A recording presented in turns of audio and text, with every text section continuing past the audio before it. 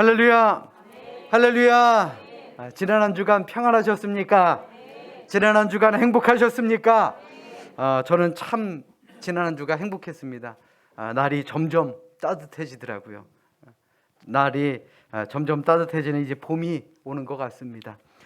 봄이 오면 어김없이 찾아오는 불청객이 있죠. 바로 미세먼지.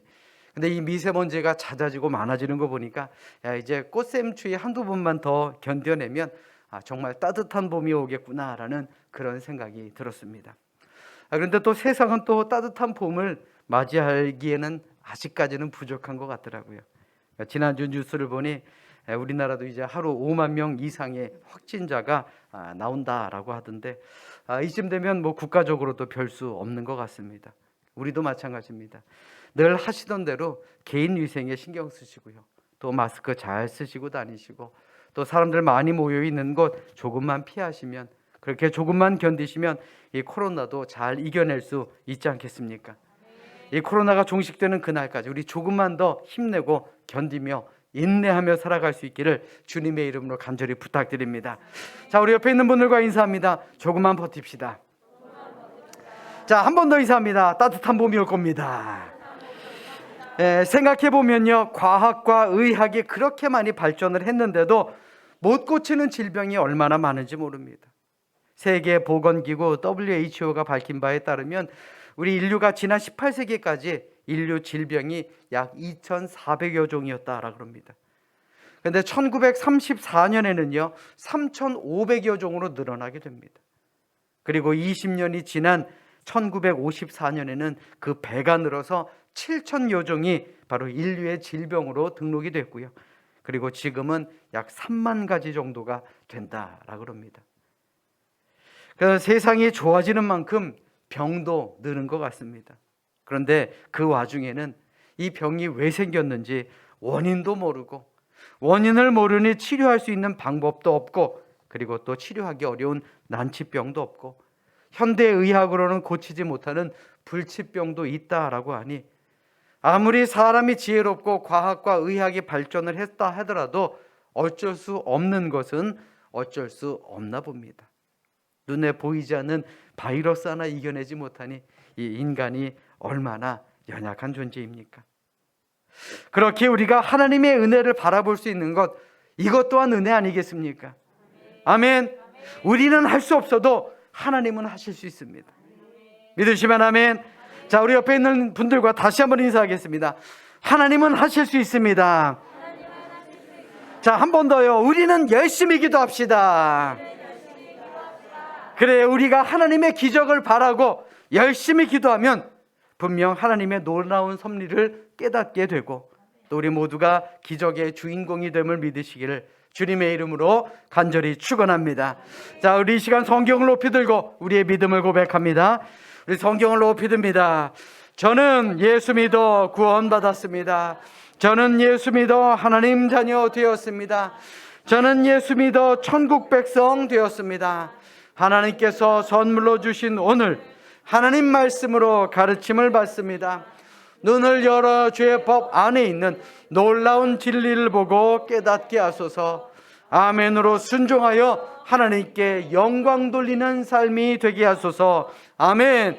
고백한 대로 사시기를 주님의 이름으로 축원합니다. 오늘날 인류 최악의 적이 무엇이냐라고 한다면 아마 많은 사람들이 코로나다라고 대답을 할 것입니다. 이 코로나로 생긴 사회적 거리 두기로 인해서 지금도 얼마나 많은 사람들이 피해와 고통을 당하고 있습니까? 사회적 거리 두기로 인해서 생기는 피해와 고통, 지금 온 인류, 온 나라가 다 겪고 있기 때문에 말하지 않아도 다 공감할 것입니다. 그럼 도대체 이 사회적 거리 두기가 어디에서 나온 것일까요? 어느 목사님께서 한 칼럼에서 이런 말씀을 하셨습니다. 사회적 거리 두기는 놀랍게도 성경에서 그 시작이 되었다라는 것입니다. 저도 이게 무슨 말인가, 무슨 뚱딴지 같은 소린가 하고 읽어보니까요, 사회적 거리 두기의 시작은 바로 레위기 13장에 그 근원이 있다라는 것입니다. 레위기 13장에 보시면 사람에게 피부병이 생겼는데 이 문둥병, 즉 나병 같으면 그를 데리고 제사장으로 갑니다. 그리고 제사장은 그 피부병을 진찰을 하고 이것이 나병이다, 이것이 문둥병이다 라고 확실하면 제사장은 그를 부정하다라고 판정합니다.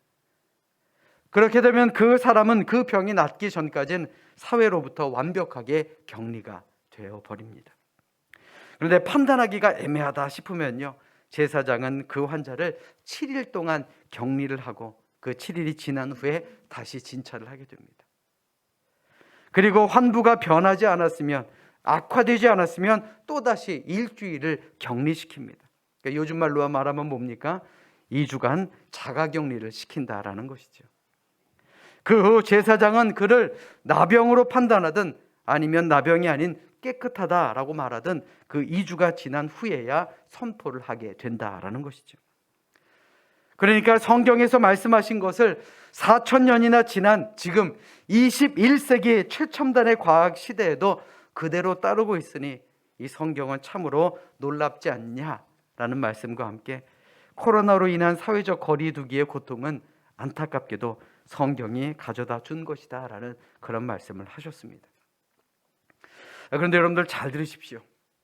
이 성경은 오늘을 사는 우리에게 그저 문제만 주는 것이 아닙니다. 성경이 놀라운 것은 바로 그 문제에 대한 해답도 함께 제공한다라는 사실입니다. 바로 오늘 본문에 그 해답이 잘 나와 있습니다.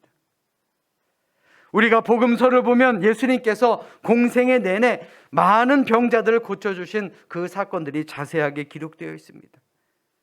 오늘 본문에서도 한 나병 환자를 고쳐주신 그 사건이 나옵니다. 참고로 말씀드리면 나병이라는 병은 과거 문둥병이라고 불렸는데 노르웨이 사람 한센이라는 사람이 이 처음 병원균을 발견했다라 그래서 지금은 한센병이라고 부릅니다. 그러니까 지금은요, 이게 깨끗하게 나을 수 있는, 완치될 수 있는 그런 별것 아닌 병이라고 합니다. 그러나 이 한센병은 예수님 당시에는요, 불치병이었을 뿐만 아니라 하나님께 저주받은 병으로 인식되었습니다. 그러다 보니 신체적으로는 이 신체 부분이 문드러지고 썩고 고름이 나고 고통스럽지만 사람들에게는 괄시와 천대를 당하는 정신적인 고통 뿐만 아니라 사회적으로는 격리라는 그러한 고통도 엄청나게 크게 주는 그러한 병이었다라는 것입니다. 그런데 오늘 본문에 보시면 한 나병 환자에게 예수님의 소문이 들려옵니다. 예수라는 분이 하나님의 아들이라는 사람인데 그 사람이 놀라운 기적을 행한다고 하더라. 불치병도 고치고 죽은 사람도 살려낸다라고 하더라. 그 이야기를 들은 나병 환자는 귀가 번쩍 뜨였습니다. 야, 내가 이 예수라는 사람만 만나면 내 병이 고쳐질 수 있구나. 지긋지긋한 이 병에서 내가 고침을 받을 수가 있겠구나. 그래서 그는 당장에 예수님을 찾아오게 된 것입니다. 오늘 보면 40절의 말씀 보십시오. 한 나병 환자가 예수께 와서 꿇어 엎드려 간구하여 이르되 원하시면 저를 깨끗하게 하실 수 있나이다. 한번 당시 상황을 한번 상상해 보십시오. 한번 생각해 보십시오. 우리가 성경에 기록된 문자로만 그 당시를 이해할 수밖에 없으니 나병 환자의 갈급함이 느껴지지 않습니다. 주님, 당신이 원하시면 저를 깨끗하게 하실 수 있습니다. 절박함이 느껴지지 않습니다. 그러나 당시 상황을 한번 상상해 보십시오. 그 나병 환자의 심정이 어땠겠습니까? 그저 점잖게 부탁했겠느냐라는 것입니다. 아니죠. 아마 울며 불며 예수님, 저 좀 고쳐주세요 라고 애원했을 것입니다. 다른 사람의 눈치 볼 여유가 어디에 있었겠습니까? 내가 죽어가고 있는데 아마 예수님의 바짓가랑이라도 잡고 애원했을 것입니다. 바로 그때 예수님이 어떻게 하셨습니까? 오늘 보면 41절의 말씀 자막으로 준비했으니 우리 같이 읽겠습니다. 우리 함께 읽습니다. 시작. 예수께서 불쌍히 여기사 손을 내밀어 그에게 대시며 이르시되 내가 원하노니 깨끗함을 받으라 하시니 아멘. 예수님은 먼저 이 나병 환자를 불쌍히 여기셨다라고 성경은 말합니다. 그가 얼마나 간절하게 예수님을 붙들었으면, 얼마나 예수님을 붙들고 애원을 했으면 예수님께서 그를 불쌍히 여기셨겠느냐라는 말입니다. 이것이 굉장히 중요합니다. 왜요? 오늘을 사는 우리는 어떠하냐라는 것을 묻기 위함입니다. 여러 가지 어려운 일을 놓고, 여러 가지 불가능한 일을 놓고, 여러 가지 기적이 필요한 일들을 놓고 여러분들은 울며 불며 예수님을 붙들고 기도하며 사시느냐라는 말입니다.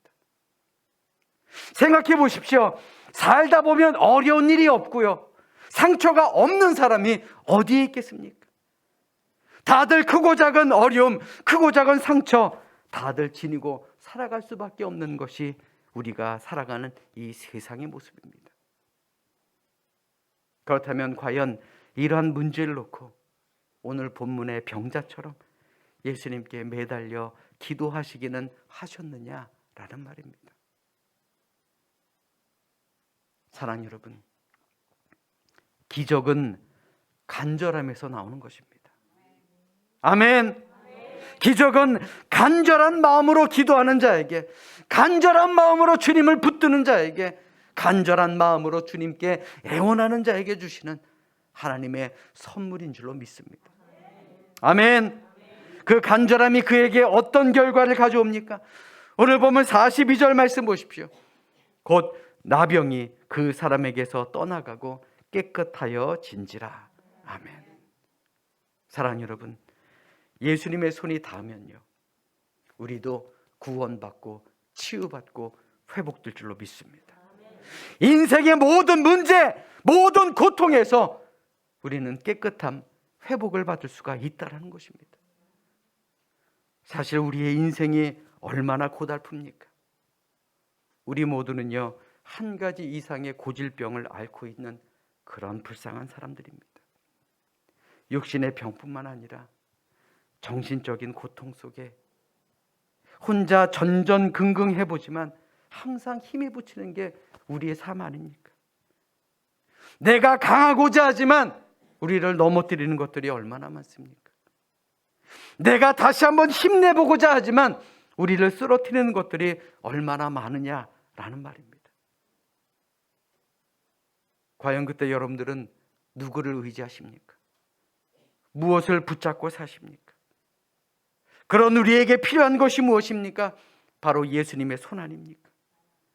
그러니 간절한 마음으로 예수님을 붙들어 보십시오. 간절한 마음으로, 애원하는 마음으로 주님 앞에 기도해 보십시오. 분명 우리에게도 이러한 치유와 회복의 기적이 일어날 줄로 믿습니다. 아멘. 그러므로 오늘 말씀을 통해 우리 모두 예수님의 손길을 느낄 수 있기를 바랍니다. 이 예배 시간이 지나고 나면요, 말씀을 그냥 잊어버리지 마시고 오늘 말씀을 마음속에 새겨두시는 우리 모두가 되시길 바랍니다. 여러분들의 매일매일의 삶 속에, 우리 일생 동안에 예수님의 손이 주시는 놀라운 회복, 놀라운 축복, 놀라운 기적을 경험하는 우리 모두가 될 수 있기를 이 시간 주님의 이름으로 간절히 축원합니다. 우리 따라서 합니다. 예수님의 손은 위로와 기쁨을 주십니다. 다시 한번요. 예수님의 손은 위로와 기쁨을 주십니다. 구약 시대에, 그리고 예수님 당시에도 이스라엘 사회에서 여러 가지 금기 사항이 있었습니다. 그 중에는 손을 대지 말아야 하는 금기 사항이 있었는데, 손을 대지 말아야 하는 것은 두 가지였습니다. 첫 번째 뭐냐? 시체를 만져서는 안 된다. 그리고 두 번째로는 나병 환자, 문둥병 환자를 만지면 안 된다라는 것입니다. 왜요? 만지면 부정해진다라는 것입니다. 그래서 혹 어쩌다가 실수라도 손을 대게 되면 복잡한 제사 절차를 통해서 정결 의식을 가져야만 다시 깨끗해지는, 정결해지는 그러한 확인을 받게 됩니다.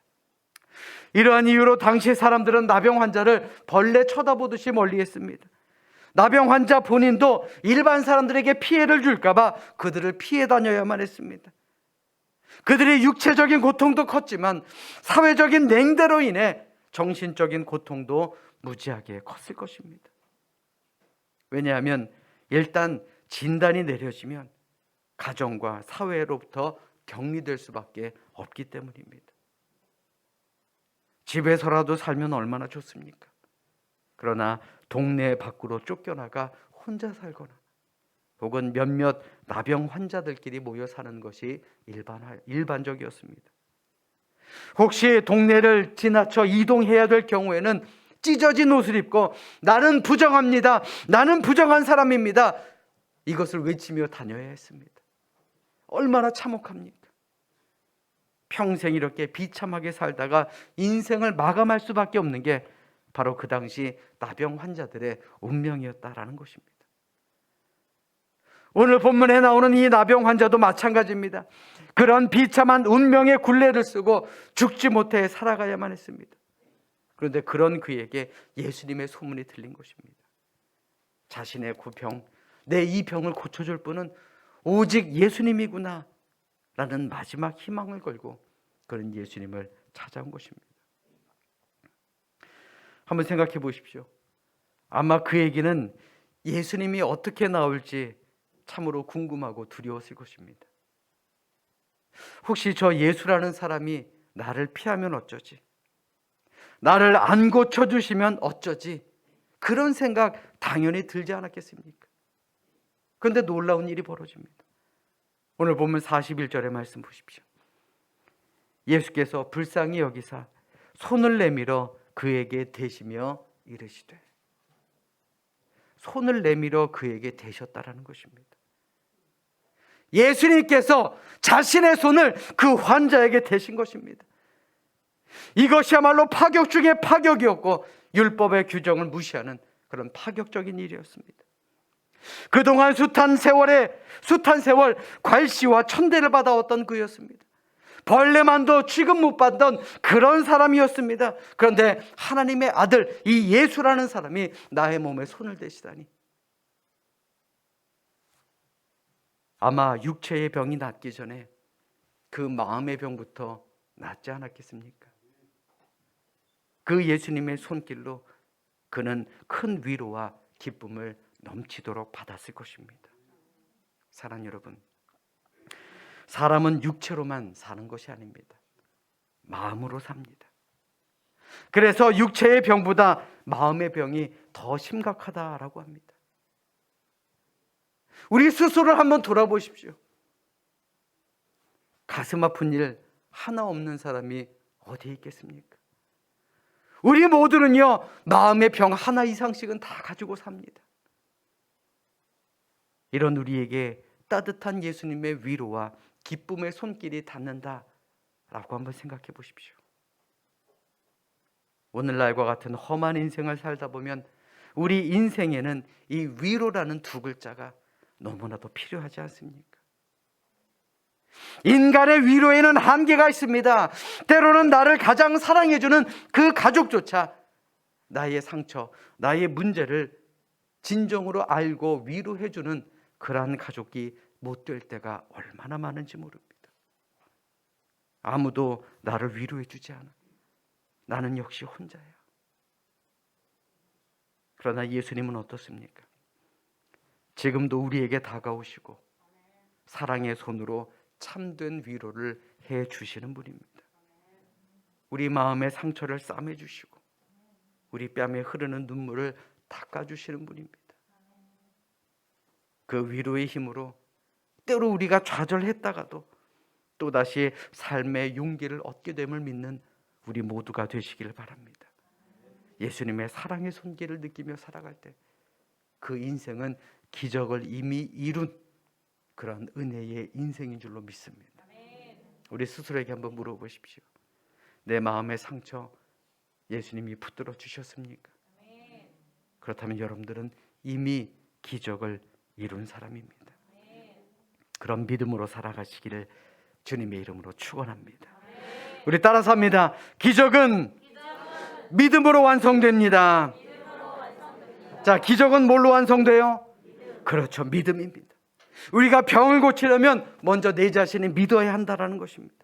믿음도요, 보통 믿음이 아니라 그냥 전적으로 맡기는 믿음이 필요하다라는 말입니다. 오늘 본문의 나병 환자의 말을 들어보십시오. 간과하여 이르되 원하시면 저를 깨끗하게 하실 수 있나이다. 이 말은요, 내 모든 것을 전적으로 예수님께 맡긴다라는 것입니다. 이것을 바로 기적을 만든 믿음의 고백이라고 합니다. 그런데 아직도 우리들의 믿음을 보면요, 어떻습니까? 내가 원하는 대로만, 내가 만족하는 것만큼만, 또 내가 원하는 대로만 고쳐달라고 하는 경우가 대부분 아닙니까? 맡긴다라는 것이 무엇입니까? 매우 중요한 일입니다. 왜요? 살든지 죽든지 모든 것 하나님이 하십시오. 모든 것 주님이 하십시오. 그리고 기도하는 자들에게 하나님의 기적은 일어나기 때문에 그렇습니다. 우리의 모든 것을 하나님께 맡기십니까? 하나님께 맡기십니까?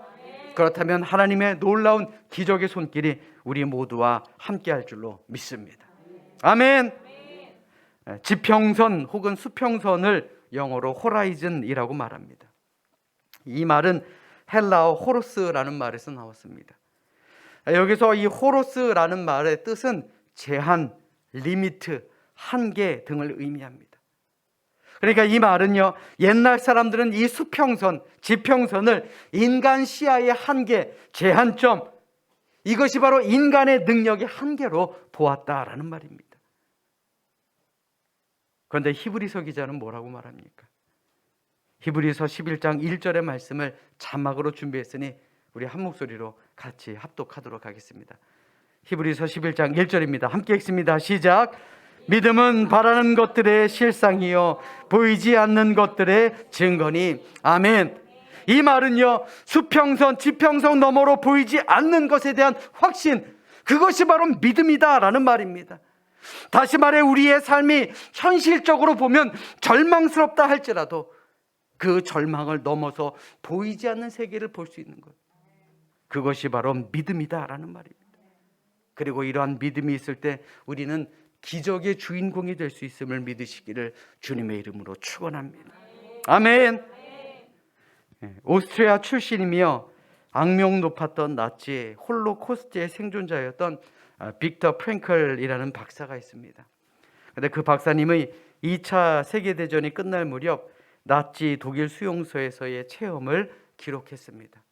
그리고 그 기록한 것을 모아서 책으로 출간을 했는데 그 책의 우리나라 제목은 죽음의 수용소에서라는 제목의 책입니다. 지금 여러분들이 화면에서 보시는 이 책이 바로 그 책입니다. 그런데 이 책에서는 이런 구절이 나옵니다. 수용소를 감시하던 군인들이 와서 갇힌 사람들에게 모두 밖으로 나오라 라고 말했습니다. 그들은 마당으로 나갑니다.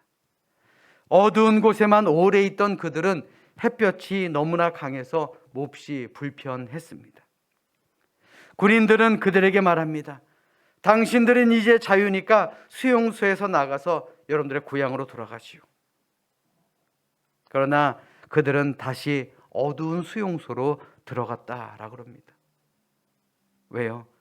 그들은 자유라는 말을 믿지 않았고 이왕 죽으려면 그동안 익숙했던 수용소에 들어가 그저 얼마 동안이라도 편안하게 있다가 죽겠다라는 자포 자기식의 생각에 사로잡혀 있었기 때문이었다라는 것입니다. 의사 선생님들도 말하기를요, 육신의 병도 희망을 가지고 소망을 가지고 있는 사람들에게는 치료가 빠르다라고 합니다. 그런데요, 절망을 가진 사람, 안 돼라고 이야기하는 사람은 치료가 잘 되지 않는다 그럽니다. 우리 스스로에게 한번 물어봅시다. 과연 여러분들은 희망의 사람입니까? 절망의 사람입니까? 우리 모두는 희망의 사람들이 되어야 할 줄로 믿습니다. 비록 우리가 절망의 상황 속에 살아갈 수도 있습니다. 그러나 그 너머에 기적을 바라보십시오. 그 절망을 기적으로 바꾸고 싶지 않으십니까? 그렇다면 믿음으로 살아가실 수 있기를 바랍니다. 왜요? 예수님께서 우리와 함께 하심을 믿기 때문에 그렇습니다. 이사야 41장 10절의 말씀을 자막으로 준비했습니다. 우리 같이 큰 소리로 읽겠습니다. 우리 함께 읽습니다. 시작. 두려워하지 말라. 내가 너와 함께함이라. 놀라지 말라. 나는 내 하나님이 됨이라. 내가 너를 굳세게 하리라. 참으로 너를 도와주리라. 참으로 나의 의로운 오른손으로 너를 붙들리라. 아멘. 예수님의 손길이 닿으면 우리의 모든 질병이 치유됩니다. 우리의 모든 문제가 해결됩니다. 우리의 모든 한계 벗어날 수 있습니다. 우리가 이루는 모든 것, 그 기적까지도 이룰 수 있는 것입니다. 그래서 우리는 얼마든지 승리하는 그런 인생을 살 수 있음을 믿으시고, 우리 모두 믿음으로 기적을 이루어내는 기적의 주인공들이 되시기를 주님의 이름으로 축원합니다. 예수님은 우리에게 치유의 기적을 주시는 것뿐만 아니라 한 가지를 더 주십니다. 그것은 바로 영적인 자유함입니다. 이게 참 중요한 거예요. 이 세상에서 십자가를 지시고 우리의 죄를 대신 지시기 위해 오신 분이 바로 우리 예수님입니다. 그런데 그 예수님은 그것뿐만이 아니고요, 그 속죄의 손으로 지금도 상처 입은 우리의 연약한 인생들을 어루만지시며 죄를 용서하여 주시며 우리의 영혼에 자유를 주시는 분입니다. 오늘 본문에 보시면 예수님께서 나병 환자에게 손을 대시고 고쳐주신 후에 뭐라고 말씀하십니까? 44절 말씀을 보십시오. 이르시되 삼가 아무에게 아무 말도 하지 말고 가서 내 몸을 제사장에게 보이고 내가 깨끗하게 되었으니 모세가 명한 것을 드려 그들에게 입증하라 하셨더라. 그런데 참 희한하죠. 왜 아무에게도 알리지 말라라고 말씀하신 걸까요? 그 이유는 사람들이 예수라는 사람을 육체의 질병이나 고치는 그러한 의사로 오해할까 봐 그런 것입니다. 예수님께서 이 땅에 왜 오셨습니까? 우리에게 영적인 자유를 주시기 위해, 십자가를 지시기 위해 이 땅에 오신 것, 그것이 예수님의 주된 목적 아닙니까? 그러니 단지 소원이나 들어주며 기적이나 행하는 사람으로 보이시는 것을 예수님은 거부하셨다는 것입니다. 오히려 깨끗함을 받은 자가 사회적인 지위를 회복해서 고침받은 자로 감사하며 살아가기를 원하셨다는 것이죠. 그 환자, 그 나병 환자의 마음속 깊이 그 예수님의 사랑과 은총을 잊지 않고 주님이 기뻐하시는 삶을 살아가라라는 것이 바로 예수님의 요청이었다라는 것입니다. 나를 깨끗하게 하신 저분이 도대체 누구인가? 이제 내가 자유함을 얻었으니 이제부터는 내 삶 속에 저분의 말씀대로 나 깨끗한 삶을 돌아가 주님의 뜻을 이루어 드려야겠다라는 그러한 각오를 하기를 바라셨다라는 것입니다. 그저 떠드는 인생이 아닌 변화된 삶을 살라는 말씀이었다라는 것이죠. 사랑하는 여러분, 여러분들은 예수님을 만나셨습니까? 왜 아멘이 작아요? 예수님을 만나셨습니까? 그렇다면 내가 만난 예수님, 나의 모든 병을 치유하여 주시고 나의 영적인 자유를 주신 그 예수님, 그 예수님을 전하며 사셨습니까? 왜 아멘이 더 줄어들어요? 안타깝게도 이 나병 환자의 다음 이야기는 기록에 남아있지 않습니다. 우리가 알 수 없습니다. 그러나 육신과 마음의 자유함을 얻었으니 아마 내가 만난 예수님을 전하고 살고 싶지 않았겠습니까? 그걸 바로 전도라고 하는 겁니다. 여러분들에게 다시 한번 묻겠습니다. 여러분들은 예수 그리스도를 만나셨습니까?